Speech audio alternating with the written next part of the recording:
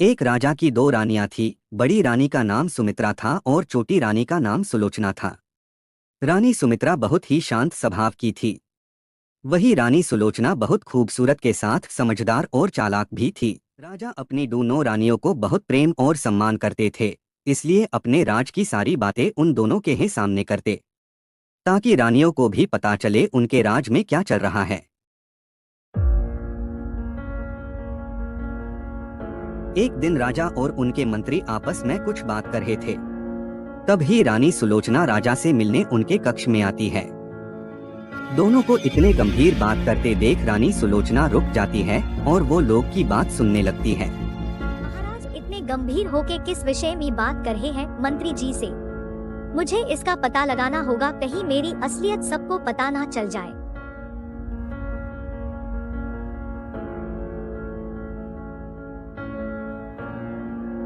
मैं अभी पता लगाती हूँ किसी दासी को भेज के।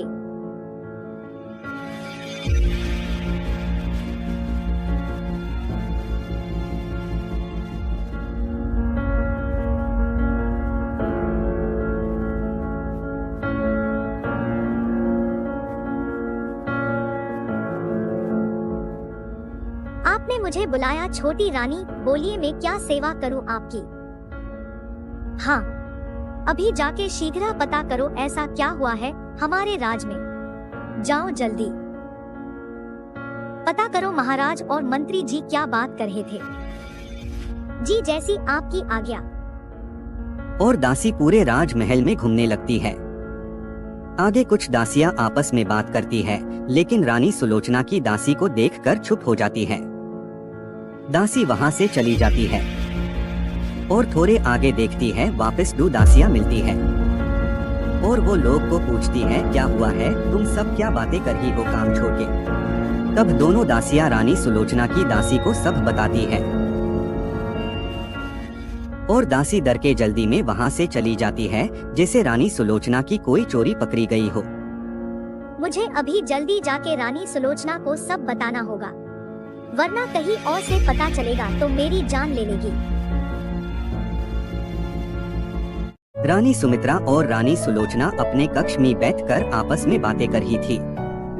दीदी महल में कुछ हुआ है क्या? मुझे ऐसा आभास हो रहा है जैसे कोई अनहोनी होने वाली है। आपको ऐसा कुछ लग रहा है क्या? नहीं, ऐसा तो कुछ नहीं हुआ, सब ठीक है और महाराज है ना, वो सब संभाल लेंगे। आप ऐसी है चिंता कर रही है, सब ठीक है। रानी सुलोचना, रानी सुलोचना, तुम्हें इतना भी पता नहीं यहाँ दो रानियां बातें कर रही है, हमारे आने तक का इंतजार नहीं कर सकती।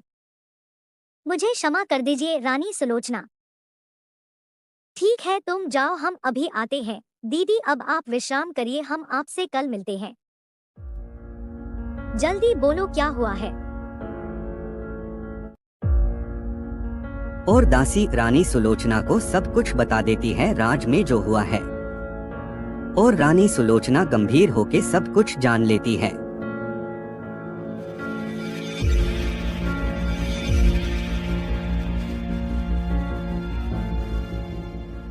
महाराज, हमें शीघ्र कुछ करना होगा। हमारे राज की समस्या दिन के दिन बढ़ती जा रही है और हमें ये भी पता करना होगा ऐसा कौन है जो हमारी मदद कर रहा है। आखिर उसकी क्या मंशा होगी हमारी मदद करने की। महामंत्री जी, आप अभी जाके सबको ये सूचना दे, नगर में कोई भी अनजान व्यक्ति दिखे उससे उसी समय हमारे सामने हाजिर किया जाए। ये कोई राजनीति भी हो सकती है, हमारी मदद करके हमसे कोई छल करने की। अभी सबको आग्रह करिए। जी महाराज, जैसी आपकी आज्ञा।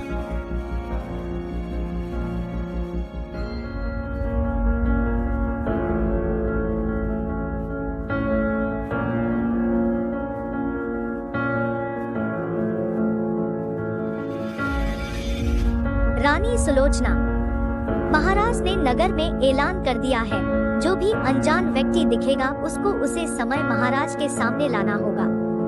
अब आप महल से बाहर कैसे जाएंगे, उसकी चिंता तुम मत करो, हम हमेशा की तरह सब संभाल लेंगे, तुम बस चौकन्ना रहना।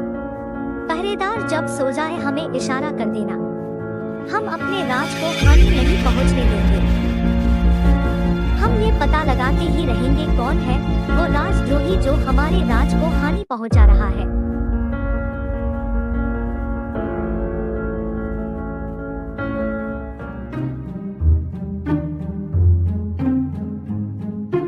रानी सुलोचना और उनकी दासी अंधेरा होते ही राजद्रोही के खोज में निकल पड़ी, चुपके छुपाके, जैसे कोई उन्हें देख ना पाए। धीरे धीरे रानी सुलोचना और उनकी दासी महल के बाहर आ जाती है और पूरा महल देख लेती है, लेकिन वो लोग को कोई नहीं मिलता।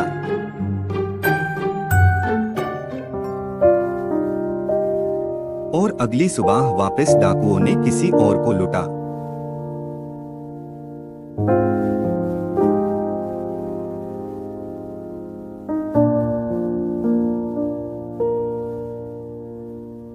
महाराज, ये रघु है, हमारे महल में बावर्ची का काम करते थे। आज आपके पास मदद लेने आई है। बहुत ही नेक इंसान है ये।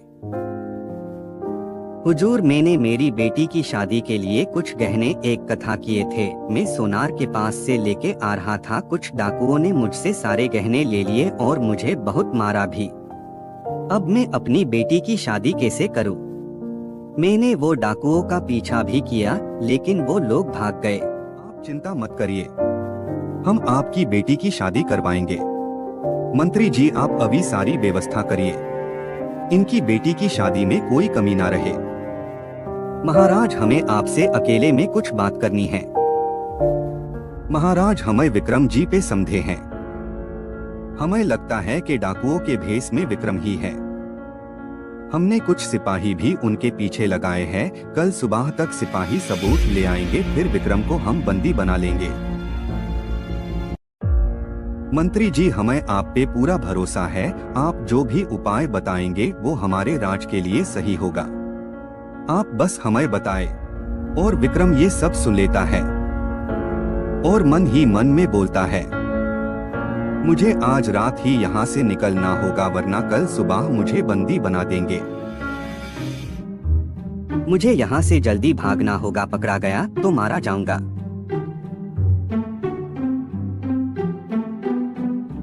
विक्रम सिंह, रुक जाओ, अब तुम यहाँ से भाग नहीं सकते।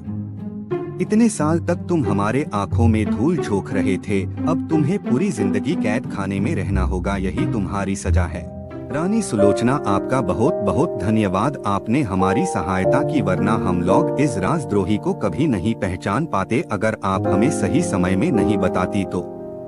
मंत्री जी, हम इस राज की रानी है, ये हमारा फर्ज है। हम अपने राज को कभी हानि नहीं पहुंचने देंगे।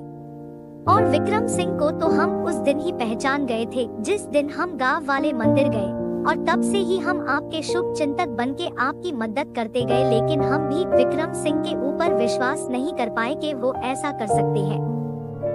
राजनगर में वापस शांति होगी और सब खुश रहने लगे। राजा और उनकी दोनों रानियां खुशी खुशी अपना राज चलाने लगे। आपको अगर हमारी कहानी पसंद आई हो तो कृपया करके हमारे चैनल सब्सक्राइब करिए और लाइक करें ताकि हम ऐसी कहानियाँ लाते रहें।